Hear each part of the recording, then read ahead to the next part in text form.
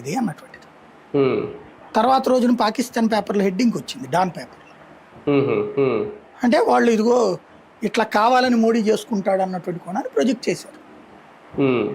అట్లాగే ఉంటాయి ఇదైనా సరే 30,000 మంది 40,000 మంది. ఇప్పుడు నేను అనుకున్న మాట నాకు విశ్వసనీయ సమాచారం అని చెప్పే అలవాటు ఆయనకు ఉంది. అదే పని నాగేశ్వర్ చేస్తే ఆయన అనుకున్న మాట విశ్వసనీయ సమాచారం అని అలాగే అనుకుందాం. ఈయన మనుషులు ఎవరు చెప్పలేదు అనుకుందాం. కానీ నాగేశ్వర్ దుర్మార్గుడు అవుతాడు. చెప్పు తీసుకు కొడతా అని ఈయన అనొచ్చు. ఈయనకి ఎవరైనా చెప్పు తీసుకు కొడితే నన్ను అవమానించాడంట. ఇప్పుడు సింపుల్ ఎగ్జాంపుల్ అండి.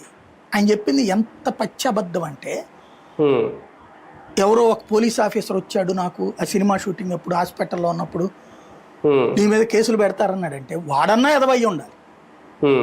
అది అంగీకరించి నమ్మినటువంటి మనం అమాయకత్వం అన్న అయ్యి ఉండాలి. అది ఇప్పుడు బయట పెట్టారు కదా. ఎందుకు వైఎస్ మీద కోపం, వైఎస్ మీద ద్వేషం, జగన్ మీద ద్వేషం అంటే అప్పట్లో కేసులు పెట్టడం. పోనీ నిజాయితీగా ఒక్కసారి ఆలోచిద్దాం. నేను కేవీపీ గారు అంతకు ముందే నేను వీడియో చేశాను. అట్టగా అసలు ఆ రోజున కేసు ఎందుకు పెట్టారు, ఈయన కాదు కదా శ్రీజ పెట్టిన కేసు. అది శ్రీజను వాళ్ళ ఆయన భరద్వాజ్ పెట్టిన కేసు.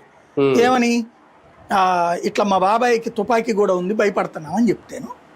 అప్పుడు తుపాకీ తీసుకెళ్లి పోలీస్ స్టేషన్ దగ్గర ఇచ్చారు. ప్రెస్ మీట్ పెట్టి ఆ తుపాకీతో ఫోటోలు వీడియోలు కూడా ఇప్పటికే ఉన్నాయి.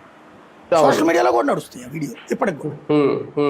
మరి ఆ రోజున తుపాకీ ఇచ్చింది నువ్వు కళ్ళెదురకుండా కోట్లాది మంది చూశారు కదా ఆ రోజున. నా దగ్గర తుపాకీ కూడా తీసుకున్నారు వచ్చి అని. అదే తుపాకీ నేనే ఇచ్చాను రాజకీయాల్లోకి వచ్చే ముందు. ఈయన రాజకీయాల్లోకి వచ్చే ముందు ఏంటి పోనీ అసలు ఆ గొడవకి వాళ్ళకి ఏమైనా సంబంధం ఉందా? ఇప్పుడు దీన్ని ఎలా కన్విన్స్ చేయొచ్చు? ఈయన